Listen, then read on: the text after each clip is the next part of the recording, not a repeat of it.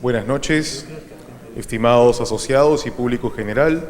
Les damos la más cordial bienvenida a nuestro tradicional Jueves Minero, realizado como siempre con el objetivo de compartir experiencias e intercambiar opiniones relacionadas con nuestro sector. Saludamos a la mesa de honor.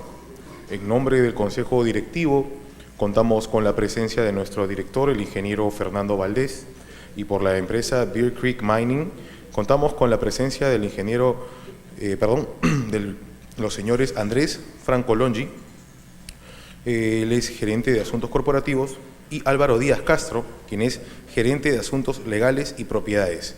Ellos nos traen el tema Proyecto Corani, una experiencia a compartir. Igualmente, queremos saludar la presencia en el auditorio del ingeniero Andrew Swarthout, quien es presidente de la compañía Bear Creek Mining. Hacemos de conocimiento que nuestros jueves mineros pueden ser vistos online ingresando a nuestra página web www.iimp.org.pe. A continuación vamos a presentar el video con el protocolo de seguridad, recordándoles por favor poner en señal vibratoria o bajar el volumen de sus celulares para no interrumpir la conferencia. Vamos con el video.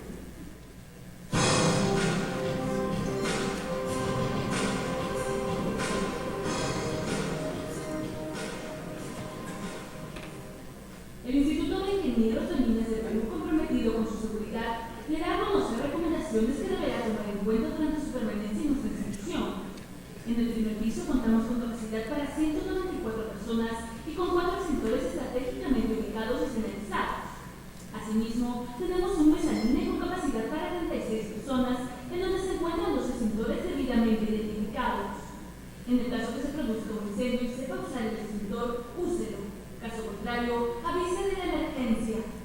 En los 2 niveles, las filas de butacas están identificadas de manera tal que cada una de ellas cuenta con su respectiva puerta de salida. Son 4 en el primer nivel, debidamente señalizadas. La salida de emergencia para las personas que se encuentran en el estrado, en la mesa de honor y expositor de turno, es a través de la puerta número 1, ubicada a su izquierda. Esta puerta se encuentra debidamente identificada y señalizada. Excepcionalmente, las personas sentadas en las butacas laterales saldrán por la puerta ubicada detrás de ellas. Considere que las rutas de evacuación están señalizadas con las fechas respectivas de estándares internacionales, las cuales indican el sentido y dirección de cada butaca hacia la puerta de salida más cercana, la cual nos llevará hacia nuestro punto de reunión, donde esperaremos la evacuación total.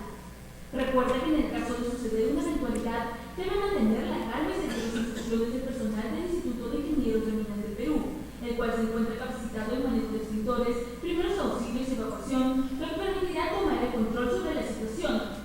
El Instituto de Ingenieros de Minas del Perú agradece su atención. Muy bien, a continuación vamos a dar pase al ingeniero Fernando Valdés, quien nos va a brindar unas breves palabras de bienvenida. Buenas noches, damas, caballeros, socios, exdirectivos, público en general. Bienvenidos una vez más a nuestro Jueves Minero.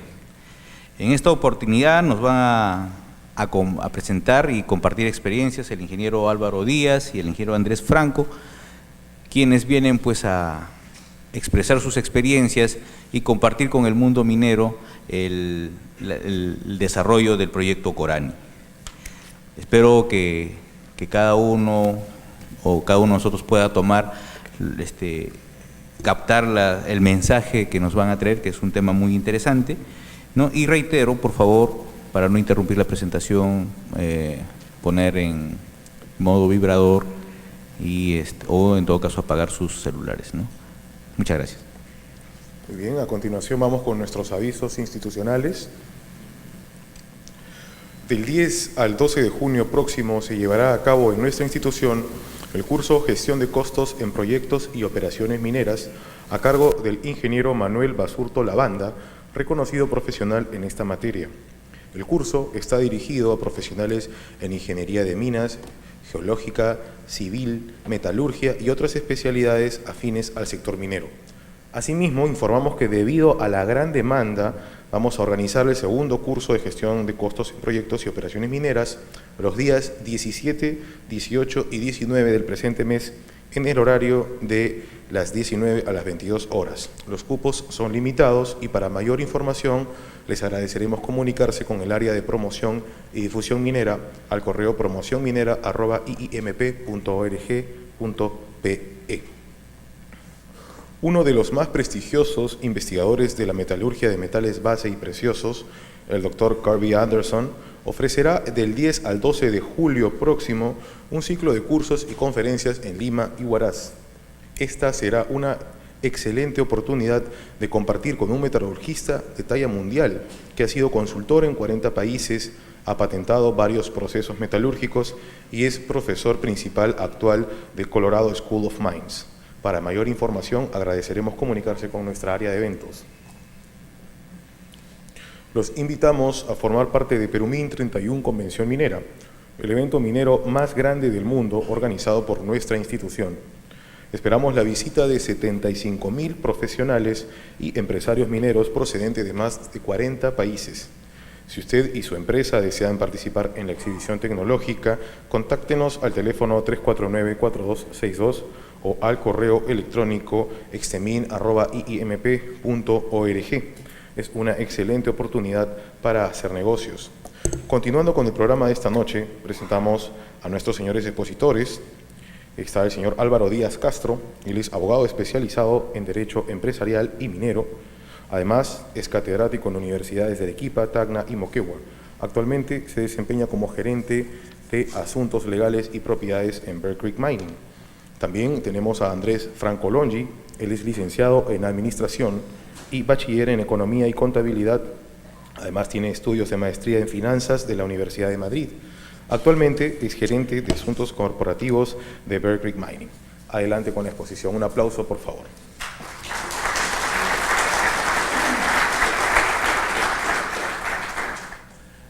Buenas noches. Agradecer antes que nada al Instituto Ingeniero de Minas, a ustedes la presencia hoy en día para permitirnos compartir brevemente algunos de los aspectos que hemos podido trabajar en el caso del proyecto Corani. El primer punto que yo me quiero enfocar es en paradigmas. Hay muchos temas paradigmáticos cuando uno llega a una empresa minera. No vengo trabajando casi 18 años en empresas mineras y siempre que me pongo a conversar con todo tipo del personal, desde gerentes hasta las personas que nos ayudan con la limpieza, de todo tipo de especialidades, hago muchas preguntas con relación a qué piensan de la minería y la verdad es que no se piensa muy bien. Hay muchos paradigmas que nos han metido en la cabeza a través del periodismo, a través de las noticias, a través de los comentarios, y de eso es algo que creo que es importante compartir y desmistificar y ayudar que tenga eco en relación a todas las conversaciones que podamos tener con los comuneros, con los ciudadanos en común, con proveedores y con nuestros propios trabajadores. Pero si la minería no aporta nada, ni la economía ni al trabajo, todo se lo llevan los gringos y los chilenos. Esa es una frase que muchas veces se escucha cuando hablamos del tema minero.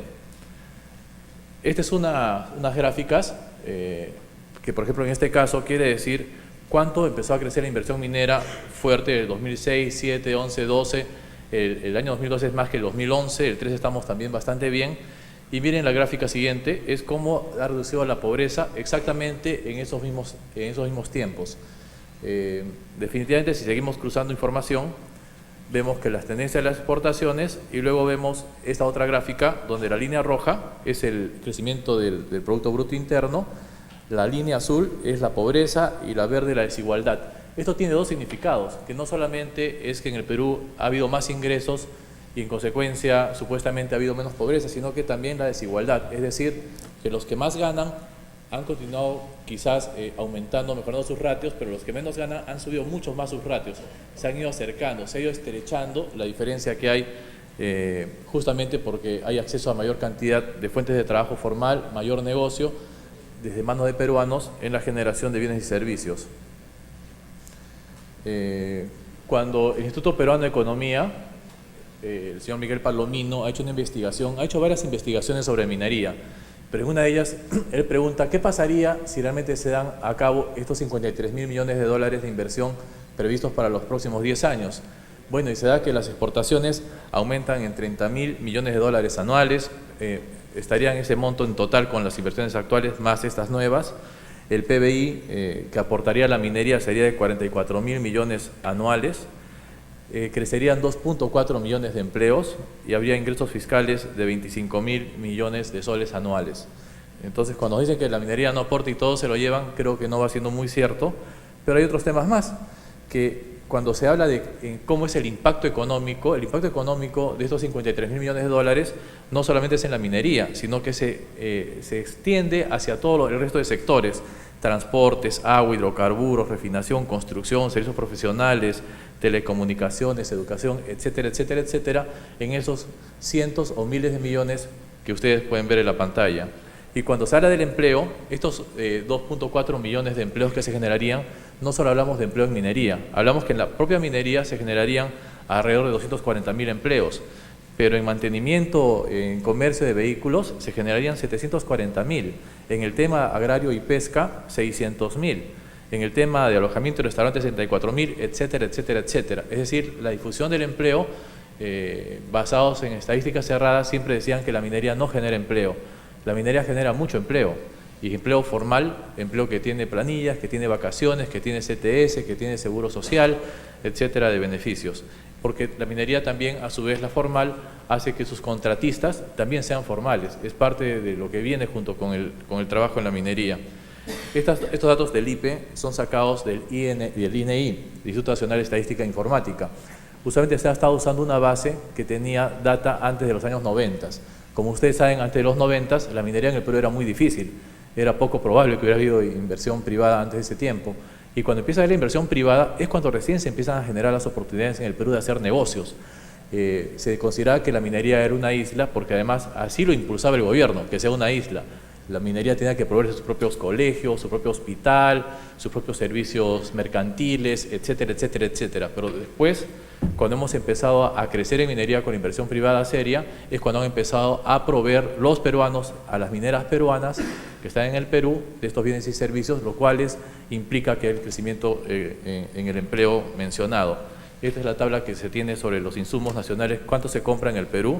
Antes del año 90, pues bajaban del 50%, hoy en día están en más del 95% de los insumos que necesitan para minería son comprados en el Perú. Y de las manufacturas, de los equipos, que es un tema más complejo, ha ido creciendo y hoy día estamos alrededor del 15%, lo cual genera mucho trabajo, obviamente, en todas estas empresas peruanas. Pero la minería hace lo que da la gana, nadie lo controla, no tiene que rendir cuentas a nadie. Es otra de las letanías que muchas veces escuchamos cuando nos enfrentamos en cualquier proyecto minero y nos tratamos de comunicar. Pero en realidad la cantidad de permisos que tenemos que sacar no es esta, es mucho más. Y por cada uno de estos permisos hay una serie de requisitos que también son abrumadores que se tienen que sacar en minería. Ustedes lo conocen, sería un poquito ocioso detallarlos uno por uno, y también saben que recibimos fiscalizaciones, es la actividad más fiscalizada que hay junto con la actividad petrolera. Entonces, por el tema ambiental, te viene la OEFA, del Ministerio del Ambiente, el propio Ministerio de Energía y Minas con el estudio de impacto ambiental o cualquier investigación que pudiera ocurrir por accidentes ambientales o simplemente por las campañas que realizan también para verificar que estemos cumpliendo lo que nos hayan aprobado. Y en el tema del agua, la Autoridad Local del Agua, que es del Ministerio de Agricultura, también hace lo mismo en Salud, Bienes y Digesa, en Seguridad, Sinermin, Mintra, el Ministerio de Trabajo, etcétera, etcétera, como ustedes pueden ver en la lámina. Esto es una lámina del propio Ministerio de Energía y Minas que confirma lo que estoy mencionando, y además tenemos con qué nos fiscalicen, es decir, muchísimos reportes, muchísimas declaraciones que tiene que hacer la empresa minera a muchos tipos de autoridades, los cuales pueden cruzar información, y cada una de estas declaraciones son declaraciones juradas, es decir, generan responsabilidad para nosotros. En consecuencia, no es tan cierto que se pueda hacer lo que le da la gana a los mineros, ni como le da la gana, y que no son supervisados, sino todo lo contrario, más bien es la actividad más regulada y más supervisada que existe en nuestro país. Pero la minería no paga impuestos, tiene convenios que hacen que dejen migajas en el Perú. No es como otros países donde sí pagan los impuestos como se debe. También escuchamos ese tipo de discursos de manera permanente. Otra vez me tengo que referir al economista Miguel Palomino, que es el que ha hecho muchos de estos trabajos, y él hace una serie de comparaciones importantísimas. Primero compara al Perú en relación de la minería con las otras actividades que se desarrollan en el Perú, es decir, con el comercio, con las finanzas, con la enseñanza, la pesca, etcétera, y luego lo compara contra los países que también son mineros. En relación a los países que también son mineros, especialmente con Canadá, Australia y Chile, que son los más referenciados, pues resulta que el Perú tiene mayor carga tributaria que estos países. y con relación a los demás sectores productivos en el Perú, la minería tiene mayor carga tributaria que el resto de sectores productivos o de servicios en el Perú. Pueden encontrar este libro completo en la Sociedad Nacional de Minería, en la Universidad de Petróleo y Energía, en la página web, lo descargan y lo pueden leer con todo el detalle que los ilustra el Instituto Peruano de Economía. Ha hecho publicaciones también en muchos diarios sobre estas percepciones equivocadas sobre la tributación minera. Nosotros recomendaría que hagamos eco de esto y lo reproduzcamos para que pueda compartirse. Hay más de esos aspectos. Tengo que correr un poquito porque el tema más importante lo va a tocar el licenciado Andrés Franco.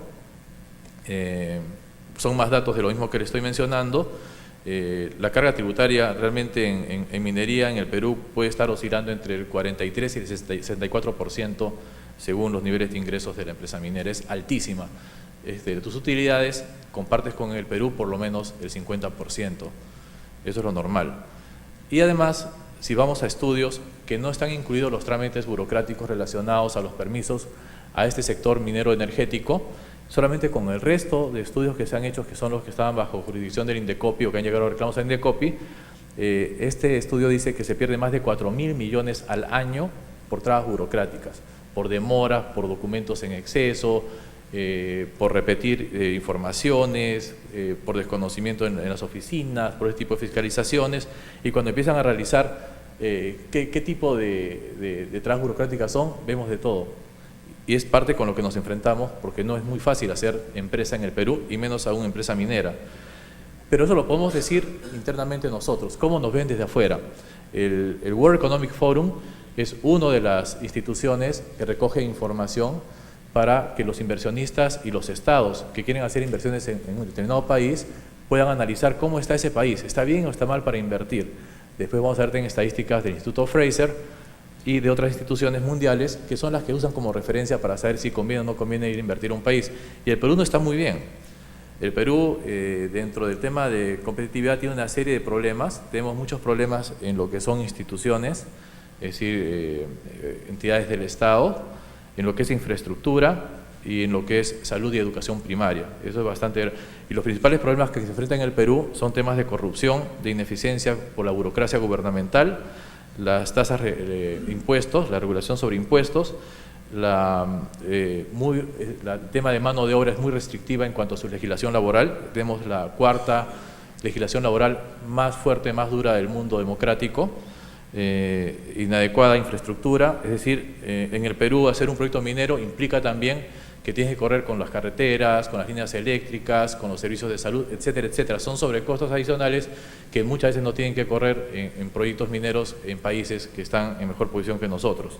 Esto es un poquito, lo agrandé para que pudieran ver lo que les estaba comentando.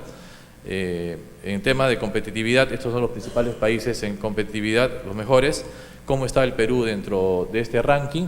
Pues podemos ver que dentro del concierto latinoamericano, antes que Perú, tenemos a Chile, tenemos a México, Costa Rica, a Uruguay, a Brasil, a Panamá, a Puerto Rico. No estamos muy bien. Y ahí viene Perú, que trata de sacar cabeza, trata de mejorar, pero hay bastantes restricciones como les he mencionado. Entonces, no es muy fácil hacer empresa en el Perú y por eso yo creo que sí requiere aún más apoyo decidido de todas las partes que conforman un país para que estos proyectos se vayan llevando a cabo. Son las principales ventajas comparativas que se han notado en el país. Este es en el ranking del Instituto Fraser sobre todos los países que tienen minería, países o estados con minería. Y si empezamos a ver, mejor miren hacia abajo para encontrar a Perú. Está por esta parte de acá. Ahí está Perú.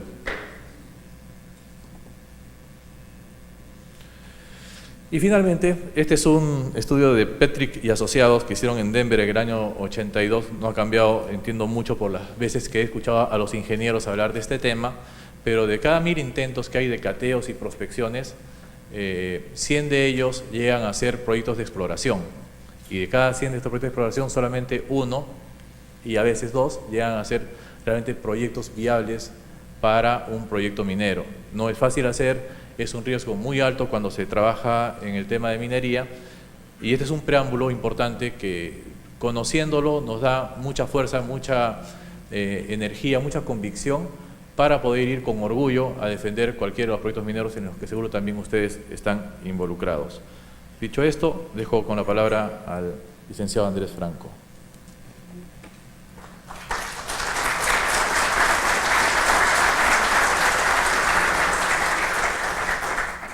Gracias, buenas noches. Para mí de verdad es un alto honor estar en este lugar. Disculpen, estoy un poco tenso porque me iban a invitar un Cuba Libre para calmar los nervios y nunca llegó, así que lo voy a hacer con los nervios. Para empezar voy a ver si ubico mi presentación. Un paradigma interesante que hoy día hemos roto es que, sí, el ingeniero Fernando Valdés, felizmente me salvó de una tortícolis porque me puse a ver la exposición así, cómo lo localizo, lo que está diciendo Álvaro, y me dice, no, mira acá abajo, acá está la presentación. Ah, sí, la costumbre, ¿no? Acá tengo la presentación en mis manos y estaba viendo hacia otro lugar. Y otro paradigma que hemos roto hoy día es que yo estudio economía y quien ha hecho la presentación de economía es nuestro abogado. Así que hoy día hemos roto varios paradigmas. Bueno, voy a explicarles un poquito qué hemos hecho en la empresa. En realidad, siempre hay amenazas, siempre hay errores, siempre hay cosas que podemos superar. La ciencia social, lamentablemente, no es exacta. Pero quisiera recordar al padre de la historia, o al padre de la sociología, que dicen que es Heródoto, en los años 384 a.C. Disculpen que los lleve tan atrás, pero es importante las palabras que él dijo.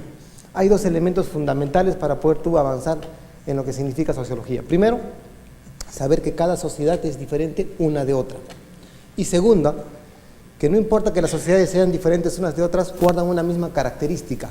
¿Cuál es? Que tienen el espíritu de la naturaleza humana universal. ¿Qué significa? Que al igual que tú son celosos, son envidiosos y tienen una serie de defectos y también una serie de virtudes. Y ese tema hay que saber reconocerlo. Lo otro interesante es que también la parte social tiene la política, y la política sí es bastante compleja. Y yo recuerdo alguna vez cuando leí algunos textos de lo que Albert Einstein exponía sobre los átomos, le preguntaban a él, doctor Einstein, usted que descubrió los átomos, ¿cómo es posible que no pueda controlarlos? Y él dijo, así pues hijo, como verás, es fácil la física, lo difícil es la política. Entonces dejaba claro de que evidentemente la política no es algo muy, muy sencillo. Y yo quiero recordar también unas palabras de un amigo que trabaja conmigo, Francisco Tamayo, que yo le preguntaba, Francisco, tú que tienes bastante experiencia en esto, cuéntame cómo es la política. Y me dijo, Andrés, ¿sabes qué? La política es como las mujeres, hay que amarlas, mas no comprenderlas.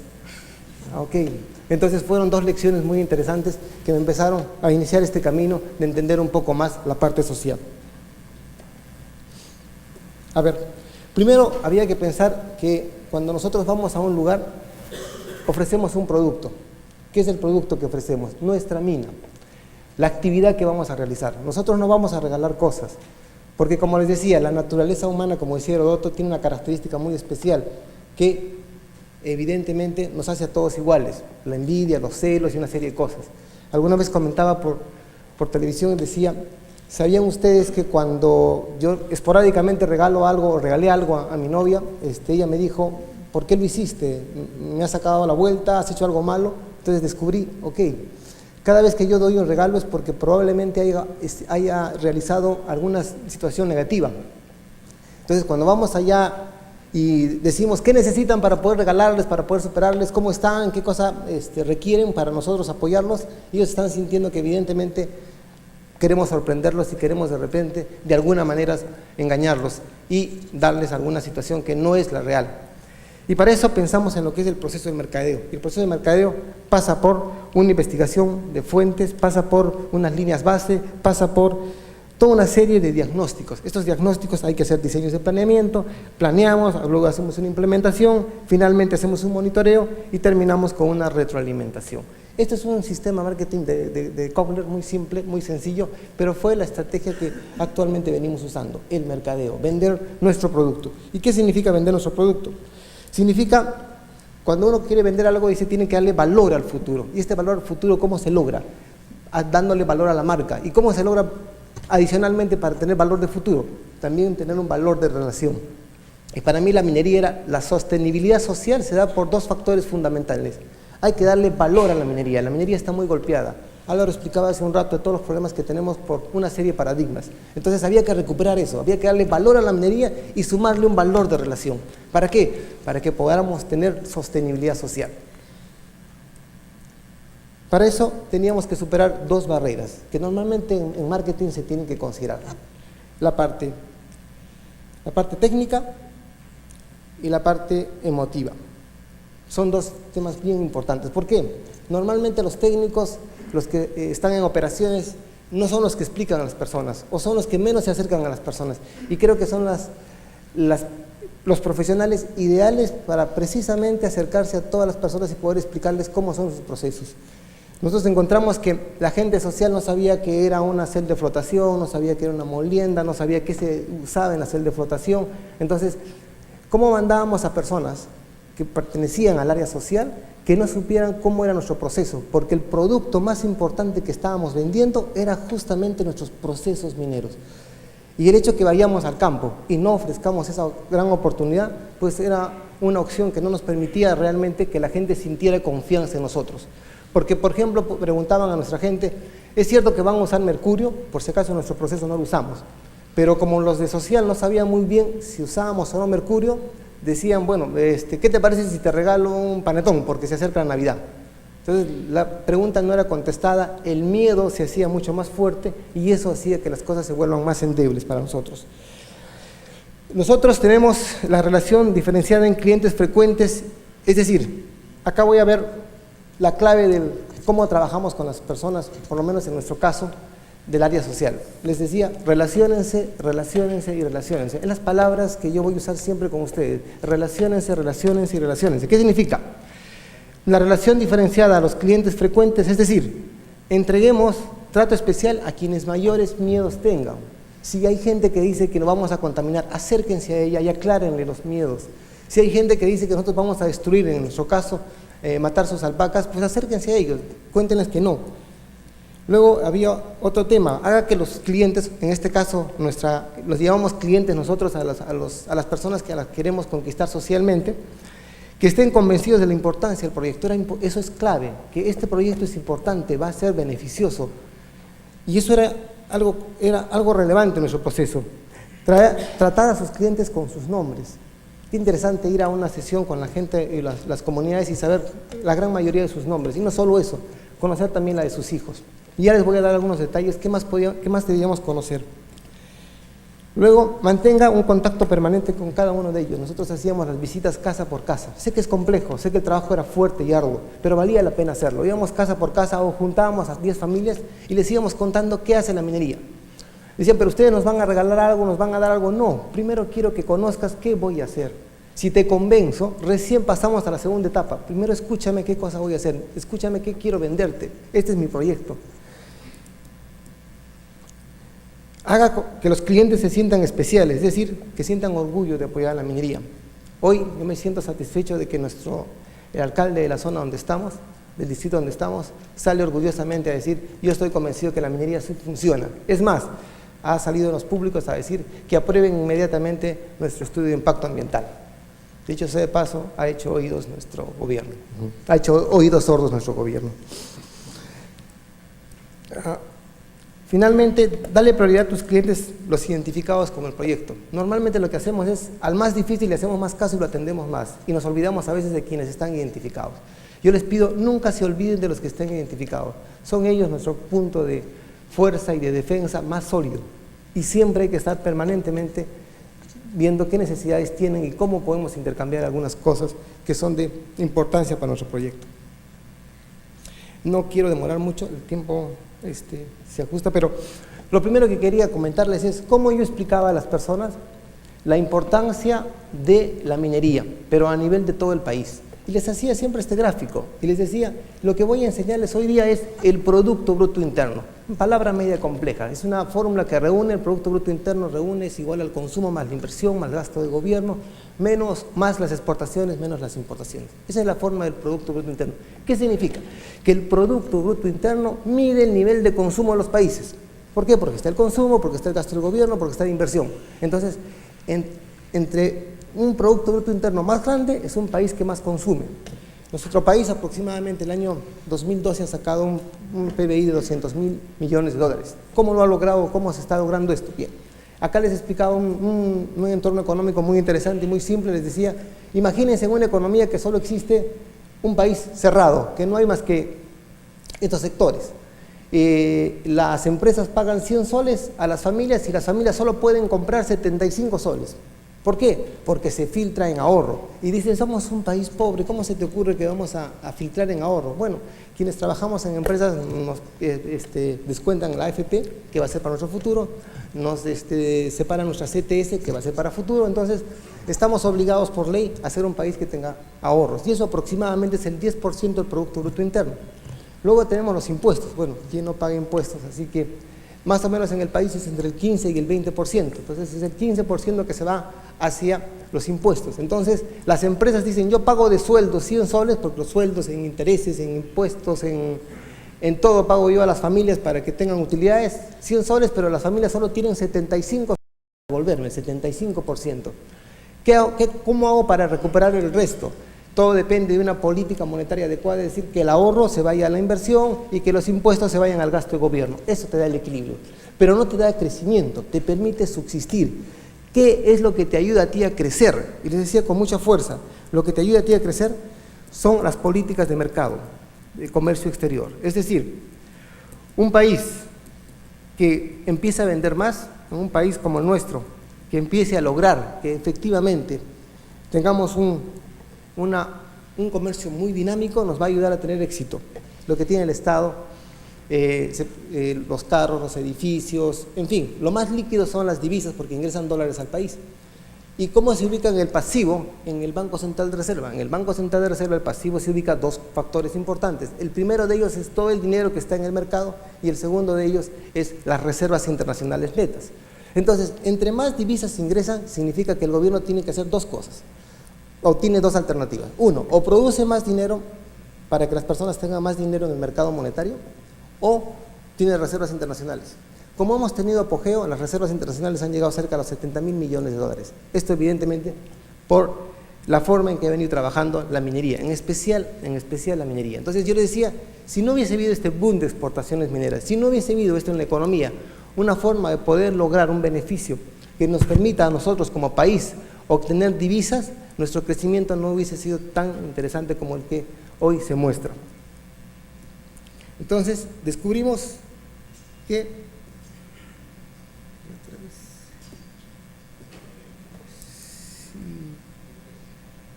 bueno, vamos a avanzar rápido por el tiempo. Y acá tenemos el comercio exterior. El comercio exterior es clave. ¿Por qué? Porque para un país pobre como el nuestro, evidentemente, si no dependemos de un ingreso de inversiones hacia nuestro horario nacional, si no dependemos de todo lo que son divisas, no estaríamos en el sistema en el que estamos. Luego, había que exponer el proyecto. En realidad es una exposición bastante larga lo del proyecto. Voy a poner solamente el uso de agua como un ejemplo. Y decíamos, ¿cuáles son los componentes del agua en nuestro proyecto? Les explicábamos que en nuestro proyecto hay lo siguiente. Tenemos unas zonas aguas contaminadas, y lo hacíamos de esta manera muy didáctica. Estas son las aguas contaminadas que existen en la zona. Ya están en esas zonas estas aguas que obviamente no generan ningún beneficio. Y cuando llueve, hacen que los dos ríos, tanto el Supaiguasi como el Colpamayo, se empiecen a contaminar y generen un problema terrible en la zona. La gente ya sabe que ahí no pueden ni siquiera consumir sus alpacas el agua. Y saben que esos suelos no sirven para sembrar absolutamente nada, ni siquiera como alimentos para sus animales. Entonces, tienen esa gran limitación. ¿Qué hemos dicho nosotros? Ok, esas aguas que están contaminadas, nosotros las vamos a tomar. ¿De qué manera? De la siguiente manera. Vamos a colocar dos puntos de referencia para que estos puntos puedan captar estas aguas malas y nosotros lo podamos usar para nuestros procesos. Entonces, se ha pensado en construir dos zonas donde vamos a captar el agua y puedan de alguna manera poder captar toda esta agua negativa que no genera ningún beneficio a la comunidad. Y la comunidad me decía, ok, perfecto, estás captando agua mala, pero ¿qué estás haciendo para darle vida a estos ríos? Bueno, vamos a hacer ahora un sistema que de alguna forma vamos a recuperar la ecología que antes había. Se van a construir lo que se llama canales de coronación para que pudiéramos nosotros abastecer. Estos son los canales de coronación. Cada vez que llueve, vamos a través de los canales de coronación, vamos a captar todo el agua y esta agua justamente va a permitir que ya no toque las partes contaminadas, ya no pase por las áreas donde exista un nivel de contaminación alto, sino a través de los canales de contaminación vamos a poder dar tanto el Sopaiguasi como el Colpamayo en la zona, darle una mejor calidad de agua al río Chacaconiza.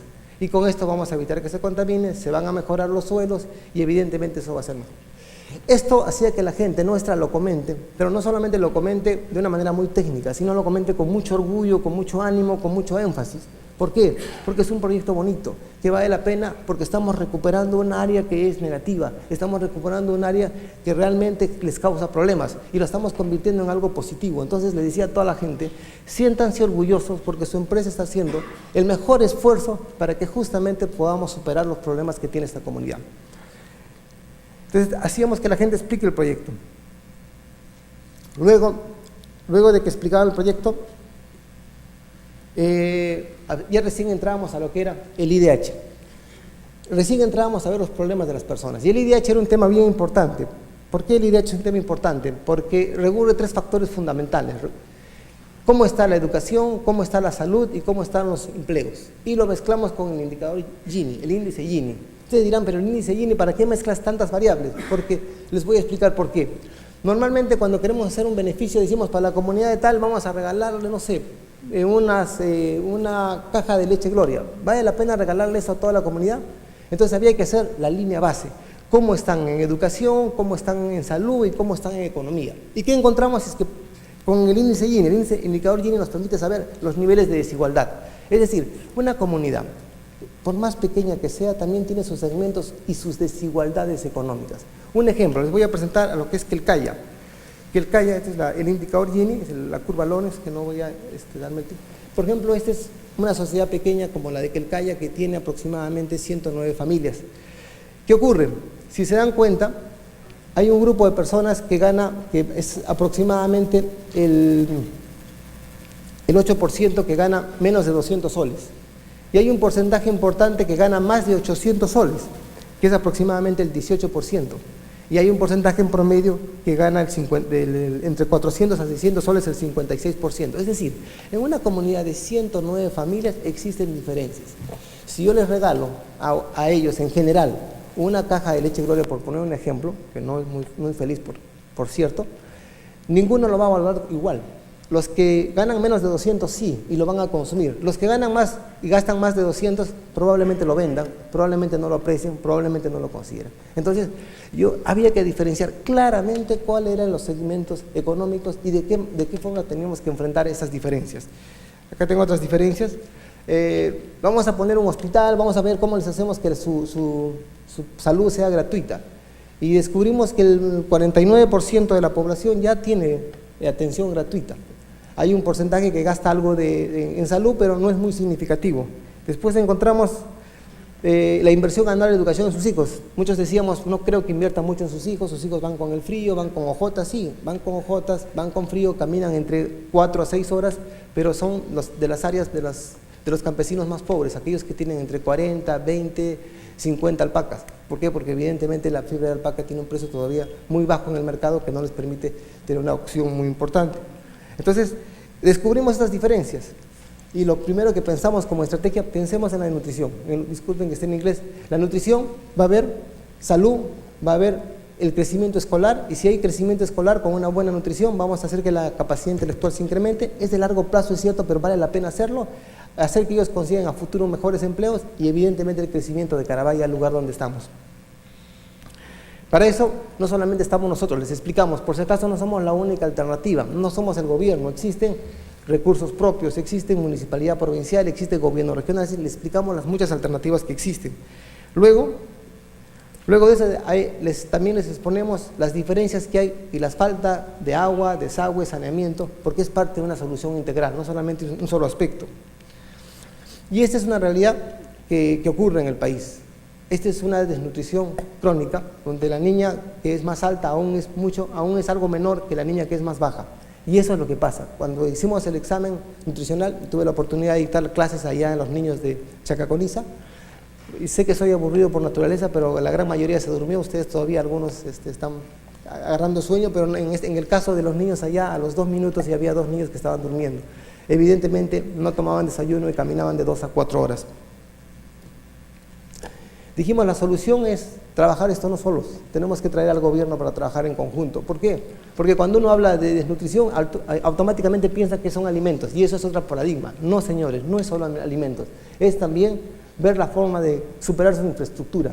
Otra forma es educación, especialmente de la mujer. ¿Por qué? Porque la mujer es la que está en la casa, la que está en el hogar, en esas zonas, y la que está viendo que se alimenten adecuadamente. Es más, es el sostén, porque hoy muchos de los comuneros se han ido a trabajar a nuestra empresa y quien sostiene el negocio del alpaca es básicamente la mujer. Tenemos desarrollo de negocios.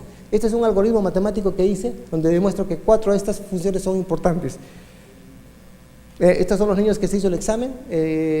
Acá se ve el IDH del Perú es 0.7 y el IDH de Corani es básicamente entre 0.5, 0.4 y es la zona donde estamos, es una zona bastante pobre. Si ustedes lo comparan y lo pusieran como un país, sería una economía muy parecida a la subsahariana.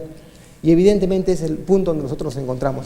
Tienen una esperanza de vida muy corta, tienen un nivel de escolaridad muy bajo y su ingreso per cápita aproximadamente es de 108 soles. Entonces había que ver cómo esto teníamos que mejorarlo. Les hago algunos ejemplos muy pequeños: calorías deficiencias, proteínas deficientes, vitaminas. Un ejemplo me voy a detener acá con la vitamina B1. ¿Por qué es importante la vitamina B1? Les decía a todos ellos, normalmente ¿qué queremos? ¿Qué me piden? Colegios, buenos profesores, computadoras. Y les digo, ¿cómo van con vitamina B1? ¿Es importante? Sí. Ustedes han escuchado de repente el síndrome de Korsakoff. El síndrome de Korsakoff es aquella que dice que cuando tienes deficiencia en la vitamina B1 tienes pérdida de memoria episódica. Un ejemplo de que tengo una pérdida de memoria episódica es que cuando consume mucho licor en exceso, la vitamina B1 se diluye y al diluirse obviamente uno tiene la opción de que pueda perder la memoria. Por eso cuando uno toma licor en exceso tiene pérdida de vitamina B1 y olvidó muchas cosas de las que hizo. Bueno, algunos por conveniencia lo olvidan, pero normalmente cuando hay pérdida de vitamina B1, evidentemente hay un problema del síndrome de Korsakoff. La vitamina C, la vitamina D, la vitamina E también son deficiencias muy fuertes allá. Si se dan cuenta, la vitamina C, 78% de los niños están en deficiencia, la vitamina D, 100% de niños en deficiencia, la vitamina E, 98% de niños en deficiencia. Son antioxidantes importantes, la vitamina C es un defensor importante, que ellos no lo consumen adecuadamente. Por eso su esperanza de vida ya se ve reducida desde que son muy niños. Y eso hay que combatirlo. También en minerales tenemos el calcio muy bajo, y el potasio bastante bajo. Muchos me dicen, y el calcio es importante por los huesos, ¿no es cierto? No solamente por los huesos. El calcio es un elemento fundamental. Si ustedes ven la neurona cerebral, la parte del axón, donde hay vesículas específicamente, están formadas por calcio. Cada vez que estas vesículas van a necesitar comunicarse para poder memorizar, para poder recordar, para poder hacer cualquier cosa, se rompen para pasar los neurotransmisores y hacer lo que se llama el proceso de sinapsis cerebral. ¿Y eso qué significa? Que si yo no tengo mis vesículas de calcio adecuadamente rápidas para poder empezar a desarrollar las ideas o los sueños o lo que quiera realizar, definitivamente mi pensamiento va a ser lento. Entonces, algunos niños probablemente tú les preguntes una multiplicación muy sencilla como 25 por 25 y ellos algunos no te van a contestar con la rapidez de otros. ¿Por qué? Porque evidentemente no es que sean de repente no muy dotados para las matemáticas, sino que simplemente tienen deficiencias en algunos minerales. Entonces, ese era un punto que había que explicarles a las personas y había que sensibilizarlas para que entiendan que sus niños tienen problemas y que si hay que hacer algo hay que trabajar en conjunto, no solamente de manera aislada y que reciban cosas que no sean reconocidas. Grasas, bueno, omegas nadie consume, pese que el Perú es el primer productor de omega 3 porque somos el primer productor de harina y aceite de pescado. El aceite de pescado, por si acaso, de la anchoveta es muy bueno en omega, tiene el EPA y el DHA bastante elevado, que es excelente para sobre todo limpiar las vías sanguíneas. Luego pensamos en estudios de impactos sociales. ¿Qué hay en esto? Bueno, acá están las alpacas y está la chinchilla en la zona. La chinchilla es un animalito que vive en Brasil. Lo cuidaban porque por cada piel de chinchilla más o menos están vendiendo entre 70 y 90 dólares. Y las alpacas, que es el punto más importante en la zona. Realmente su negocio actualmente de lo que viven es de las alpacas. Entonces era fijarse en estos dos puntos, en alpaca tipo Corani y ver estos 5 aspectos para su desarrollo: nutrición, alimentación, sanidad animal, fibra. Se pensó también, no solamente hay que pensar en que hay que mejorar los animales, también que todos los comuneros tengan una casa digna. Y se pensó en una casa que pudiera, a través de los muros trombe, mejorar la temperatura de los hogares. También se pensó en que debería tener un invernadero para que puedan tener los vegetales y cubrir las necesidades vitamínicas del proceso.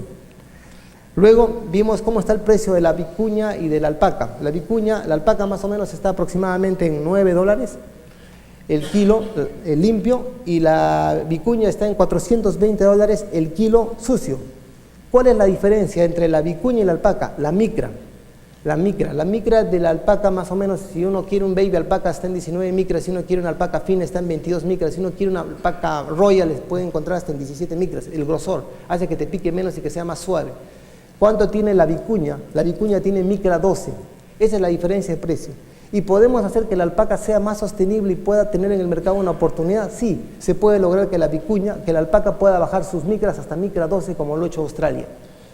Actualmente se les explica a la gente, ustedes son alpaqueros, ustedes saben que concursan con el mojair, saben que concursan con el cachemira, saben que son otro tipo de fibras, que son parte de eso, que son de animalitos también, también el camello, por ejemplo el camello tiene fibra 16, y cuando hay que competir en el mercado, la alpaca y el camello que tiene fibra 16, evidentemente el camello nos gana. El cachemira tiene fibra 13, fibra 12, también nos gana en el mercado. El majair, bueno, llega entre fibra 19 y fibra 22. Entonces, había que explicarles también cómo es su mercado de alpacas, no solamente dedicarnos a la alpaca, sino explicarles a ellos cómo compiten y cómo es que pueden lograr sostenibilidad en sus negocios. La transferencia de embriones, ellos pueden tener hasta 4 crías al año, normalmente tienen una cada 2 años, pero con este sistema podríamos lograrlo. Y teníamos los proyectos de corto plazo, los de mediano plazo y los de largo plazo, que permitían obviamente darle sostenibilidad. Cada uno de ellos y cada uno de estos conceptos son bastante amplios y largos de explicar. Y también se pensó en la posibilidad de crear embutidos de alpaca, que es una opción básicamente para cubrir sus necesidades proteicas de los niños. Eso es todo y les agradezco. Es importante que ustedes... Gracias.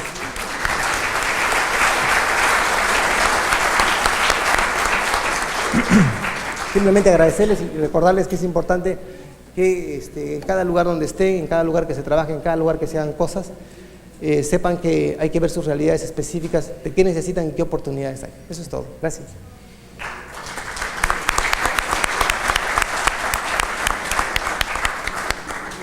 Agradecemos la excelente presentación de los señores Álvaro Díaz Castro y Andrés Franco Longi. A continuación vamos a dar pase a la lectura de las preguntas al cargo del ingeniero Valdés. No sin antes recordarles que aquellas que no se puedan responder hoy por falta de tiempo podrán ser atendidas por el expositor a través de sus correos electrónicos.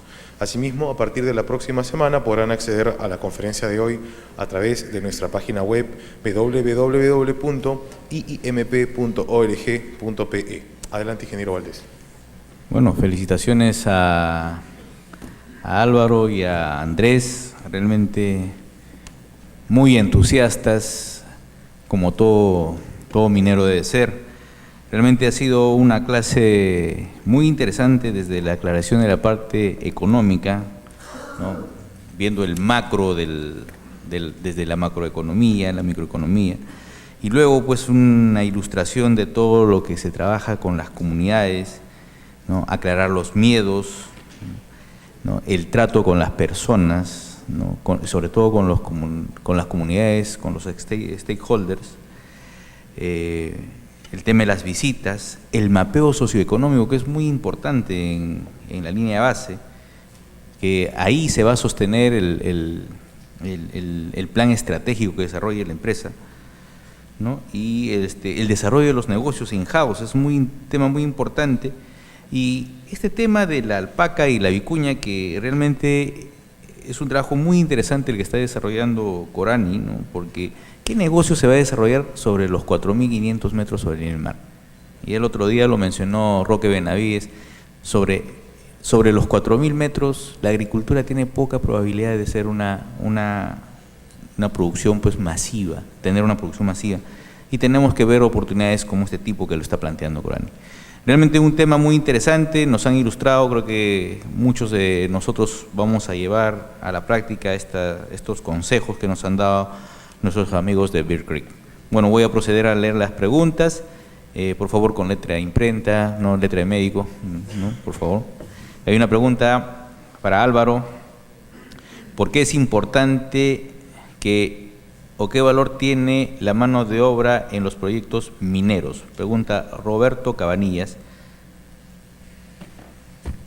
Bueno, la mano de obra en los proyectos mineros es más o menos estandarizada, ¿no? Hay ratios para el personal no especializado y hay ratios para el personal especializado según la actividad que realicen. Lo importante es que, creo yo que lo importante es, y así va a ser, lo va a obligar los proyectos, es empezar a capacitar lo más posible a un grupo de gente de la zona para que pueda tener este acceso a la mano de obra calificada. Montos exactos no te los puedo decir porque va a depender de cada uno de los puestos, pero son más o menos homogeneizados en el nivel de la minería. Pero no nos olvidemos algo que mencionaba Andrés. El enfoque no debe ser solamente a que las personas busquen poder trabajar en la actividad minera o haciendo negocios con la actividad minera, ¿no? Con empresas o servicios, sino que de ninguna manera pueden descuidar lo que es su patrón de vida. Y el patrón de vida, como por ejemplo encontramos nosotros en Corani, que es la alpaca, lo que hay que hacer es que mejore esa alpaca. Ustedes vieron la diferencia que había de precio entre ese $9 por libra de alpaca y $420, $60 por la libra de vicuña. Lo que significa, realmente lo que han hecho en Australia es eso. Se llevaron alpacas muy malas del Perú a través de Chile y estando en Australia con micras 22, 24, las han bajado a 16, 17. Y entonces las 50.000 alpacas que hoy tiene Australia, en cuanto a fibra de lana de alpacas, valen más que los 4,5 millones de alpacas que tiene el Perú. Significa que la opción de vivir con el tema de las alpacas en la zona altandina es muy alta si los ayudamos realmente a mejorar esta calidad. ¿Y por qué es importante mejorar? Porque la mina tiene un periodo de vida. Y si la mina, las operaciones mineras no se preocupan por dejar algo realmente sustentable de largo tiempo, que sea la fuente de trabajo y de ingresos de la zona, no estaríamos siendo muy responsables. Entonces, ahí el enfoque es, si bien hay que ver el empleo que se genera directamente por la actividad minera, por los negocios y servicios, también promover a mejorar los patrones de producción locales. Ok, muchas gracias. Aquí hay otra pregunta para Franco. ¿Podría explicar el modelo de mejoramiento genético de la alpaca de Corani? Preguntado por Víctor Bustince. Ok. Primero, los mejoramientos genéticos se hacen en función, o se hacían en función al fenotipo. Es decir, veían la alpaca más simpática y esa es la que consideraban como una opción para poder cruzarla. Ese era el concepto de mejoramiento genético. Lo que se ha hecho es primero hacer una línea base. Segundo, considerar datos. Hemos utilizado, estamos adquiriendo lo que es el Paco Pro, que es un programa que lo hace Paco Marca con mucho éxito, y sobre esa base hemos empezado a elaborar cómo es que podemos obtener, cómo es que una alpaca junto con otra van creando toda una historia de que efectivamente hay una mejora de micra, porque antes no se podía hacer eso. Entonces lo que se está haciendo es ver la historia, buscar los mejores padres, hacer la transferencia de embriones para que se pueda tener hasta 4 crías al año, y eso es en la actualidad lo que se está trabajando en la zona.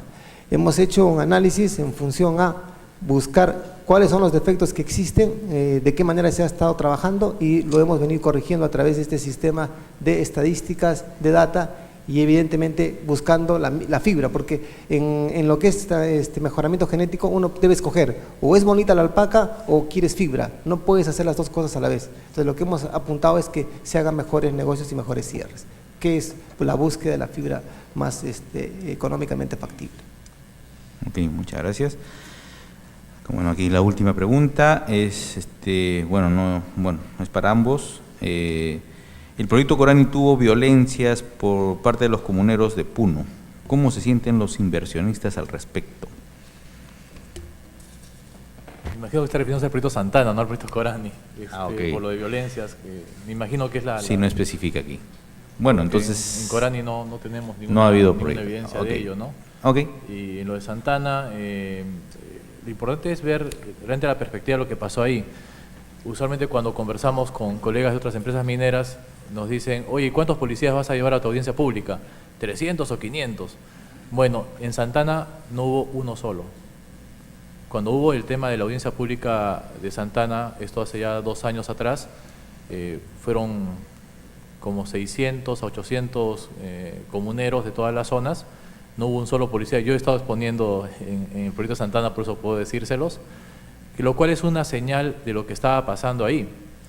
Después de los disturbios que vinieron y el tema del aymarazo, etcétera, y la reacción del gobierno cancelando el permiso para invertir en zona de frontera, es distinto a un tema de violencia causada, provocada o recibida por parte, en ese caso, de ese proyecto.